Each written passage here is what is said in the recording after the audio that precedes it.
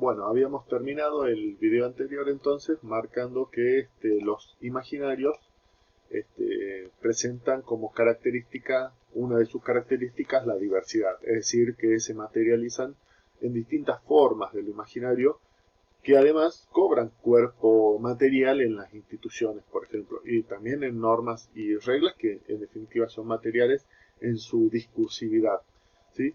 Podemos retomar entonces que muchas de las cosas que nosotros conocemos son imaginarios sociales. Las ideologías son imaginarios sociales, ¿sí? Conformados por un conjunto de representaciones, de ideas, de valores fuertemente normativos, es decir, que estipulan un modo de ser bastante normado, bastante arreglado, y que se refieren a la conducta social y a las formas de organización social. Es decir, las ideologías serían entonces imaginarios fuertemente regulados, por eso además existen discursos ideológicos que justamente lo que tienden es a darle cohesión. Si habíamos dicho que los imaginarios tienen relativa cohesión, relativa coherencia interna, las ideologías suelen tenerla más, digamos, porque hay un esfuerzo, porque tengan coherencia interna, hay un esfuerzo de pensamiento para darle integridad, para que todas las representaciones que conforman una ideología sean coherentes entre sí. Lo mismo ocurre con las identidades. Si alguien estudió las identidades desde la perspectiva de Ricardo Kahneman, por ejemplo, no son más que imaginarios acerca de las comunidades a las que uno adhiere. Acuérdense que justamente Benedict Anderson habla de comunidades imaginadas, aunque él le da un carácter más voluntarista y de dominación. Digamos, lo importante es entender que las identidades son esto, son comunidades imaginadas, comunidades a las que le otorgamos determinadas características y valores, y que no necesariamente esas características y valores son coherentes internamente. Digamos, a veces hablamos de los argentinos solidarios, a veces hablamos de los argentinos corruptos, y todo parece formar parte de los argentinos, entonces no siempre son coherentes. Sí, los discursos identitarios tratan de darle coherencia justamente para, esa es una de sus principales funciones. Las religiones también son imaginarios, y contempla en esto no solo la imagen propia de Dios o dioses, sino además las prácticas cotidianas de vida religiosa, los ritos, las ceremonias, todo trata de darle coherencia. Entonces, ahí tenemos tres ejemplos de imaginarios, muchas veces además ligados a instituciones, que, cuya, que están definidos por la preeminencia de una coherencia interna. Pero no todo imaginario tiene coherencia interna, porque no todo imaginario tiene su correlato institucional ni sus discursos orientados a darle. En general los imaginarios de la vida cotidiana no lo tienen. Pero además, decía, además de estos tipos de imaginarios, digamos, que podemos encontrar, también podemos hablar de imaginarios respecto a algunos temas específicos, en cómo una sociedad piensa algunos temas específicos. Ahí puse algunos ejemplos: imaginarios urbanos o de ciudad, que es una de las líneas que durante los 2000 se desarrolló mucho, es decir, cómo se fundan las ciudades, cómo se crean las ciudades, cómo se piensan las ciudades y quién las está pensando. Es mucho más fácil investigar los imaginarios urbanos, por ejemplo, en las fundaciones. ¿Cuál era el imaginario colonial dominante que hacía que se fundara la plaza y alrededor los cuatro poderes, es decir, iglesia, gobierno, tres poderes, iglesia, gobierno y policía, y también legislativo cuando lo hubiera? Además, alrededor de esa plaza principal estaban las fincas de las clases acomodadas, las clases oligárquicas, y en las periferias estaban los trabajadores y las clases más pobres. Digo, la fundación de la ciudad reproducía el orden social, si se quiere, y hasta el orden cosmogónico. Entonces, los imaginarios urbanos estudian eso, y en la actualidad, bueno, cómo se van pensando las ciudades desde la administración y desde los propios habitantes, pensando y habitando, ¿no? Habitando en el sentido de, bueno, a veces se piensan de determinadas formas y después la gente se apropia en la práctica de otras, en este ir y venir siempre dialéctico entre lo material y lo imaginario. Uno debe decir, bueno, cómo se está pensando, pero además cómo lo piensa la propia gente desde la práctica, cómo finalmente le terminó siendo conveniente. Bueno, también se puede hablar entonces de imaginarios de familia, imaginarios de belleza, ¿sí? Hoy por hoy, imaginarios de niñez o infancia, que es un tema muy interesante para abordar, y también imaginarios femeninos o de la mujer, es decir, cuáles son las imágenes, valores que existen en una sociedad determinada respecto a la mujer, respecto a la feminidad, ¿sí? Por ejemplo.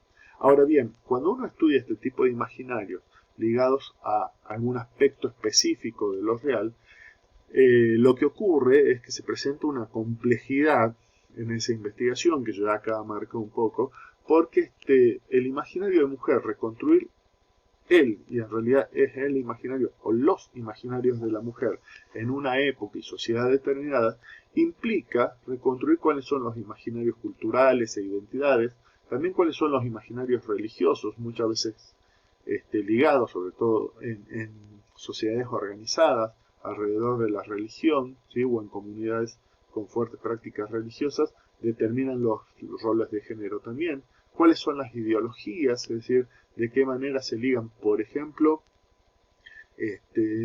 los feminismos y las nuevas representaciones de la mujer con el surgimiento del socialismo comunismo en los 60, 70, digamos, el surgimiento o el auge del comunismo, socialismo en los 60, 70 en Europa, los imaginarios de clase, ¿sí? Es decir, cuando hablamos de imaginarios de mujer, hablamos de toda la mujer o hablamos de solo una mujer, la mujer con casa propia, la mujer con determinada posición social. Entonces, los imaginarios específicos, urbanos, de familia, de niñez, además están cruzados por todos estos grandes imaginarios, ¿sí? Las ideas, las religiones, las identidades, las clases y sus propios imaginarios, de manera tal que estudiar este tipo de imaginario, como el imaginario de la mujer, conlleva entender esa complejidad, de dónde se nutre esa complejidad.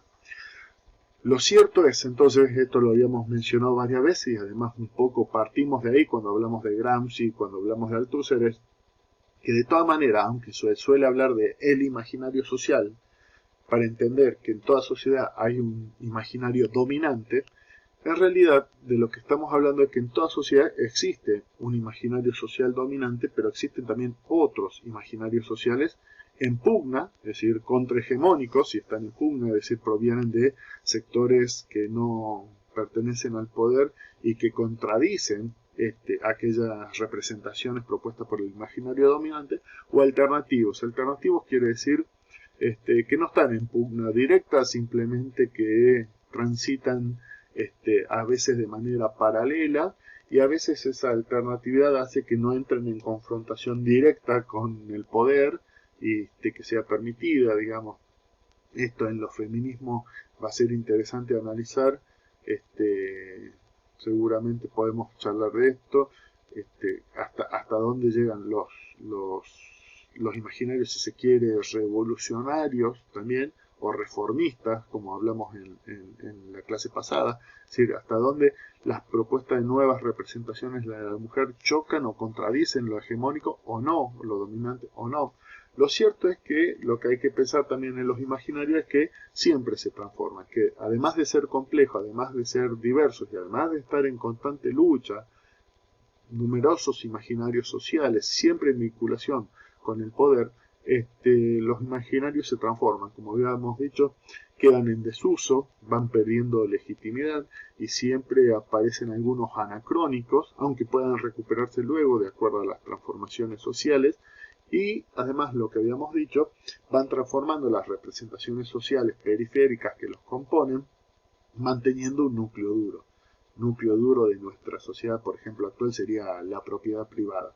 Ese es como uno de los grandes fundamentos. Entonces, mientras se puedan conceder y negociar representaciones circundantes, pero no se toque ese núcleo duro, esa representación fundante del imaginario social capitalista, bueno, no hay problema, ese imaginario puede evolucionar, puede transformarse.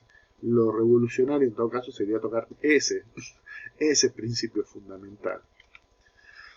Bueno, ya esto Castoriadis, para retomarlo en la última parte del texto que habíamos compartido, ya lo mencionaba. Él hablaba de un imaginario social efectivo, aquel que podríamos decir es el dominante, por lo cual ya está instituido, es decir, permea las instituciones, si bien al mismo tiempo, como él lo señala, las instituciones son relativamente autónomas, es decir, que en las propias instituciones también se dan disputas de interpretación, es decir, no son coherentes en un todo, no son cerradas en un todo. Un ejemplo clarísimo es las distintas líneas de la iglesia y qué líneas triunfan en la iglesia y cuáles son los imaginarios que cada una de esas líneas sostienen, si bien todas se asientan en un imaginario común de Dios, en este caso la iglesia cristiana estoy hablando, de Dios. Sin embargo, después lo que eso implica hacia los comportamientos sociales son totalmente diferentes y creo que ahí está la disputa. Pero existe un imaginario social que está instituido, que se ha hecho carne en instituciones y que regula nuestra vida en la definición, por ejemplo, de lo que es la familia, cómo se organiza la familia, cómo se organiza la sociedad. ¿Sí? Esto sería, si se quiere, el imaginario social dominante para traer de vuelta a Gramsci y Althusser. Y después, recuerden que Castoriadis escribía en la época del Mayo francés y todo el optimismo revolucionario, él habla de imaginario social radical o instituyente, aquel que tiene la capacidad de transformar la sociedad, proponer nuevas miradas, nuevas representaciones, nuevas imágenes del mundo, ¿sí? Y es instituyente y es generativo de la vida colectiva. Bueno, esto está siempre en disputa y además todo imaginario social radical parte de algún lado, es decir, nada es completamente nuevo tampoco, sino que cuando veamos representaciones vamos a ver que toda representación es social y todo imaginario social, es decir, que la capacidad de imaginación está ya contemplada dentro de la propia vida social, ¿sí? Es decir, que las propuestas tampoco son del todo novedosas, aunque sí se da una disputa, como decía, en términos de revolución o reformismo. Y por último, para cerrar este aspecto y ya empezar con representaciones sociales, decíamos entonces que en esta lucha simbólica suelen triunfar o son más eficaces aquellos imaginarios que toman un par de valores centrales, principios fundamentales, y los repiten una y otra vez en sus narrativas, en sus distintas narrativas, en sus distintos discursos, es decir, aparecen, por ejemplo, la propiedad privada, la idea de éxito, etcétera, en nuestro capitalismo aparecen en la publicidad, aparecen en las series y en las películas, aparecen en los discursos políticos, aparecen en los discursos sociales, es decir, relativo a la sociedad, aparecen en la escuela, es decir, el éxito de la meritocracia un poco tiene que ver con la coherencia que tiene que ver la multiplicidad de discursos en los que aparecen los mismos principios, que este es otro componente, que hablamos, la multiplicidad, es decir, hay discursos científicos, políticos, religiosos, educativos, mediáticos, artísticos, todos tendientes a sostener los mismos principios. Mientras más consolidado, más coherente sean esos principios, aunque sean 3, 4, digamos, meritocracia, propiedad privada, respeto a la propiedad privada, son fundamentales, aparezcan una y otra vez, ese imaginario es más eficaz en la lucha simbólica, ¿sí? Es decir, ese imaginario tiene más probabilidades de imponerse por sobre otros, ¿sí?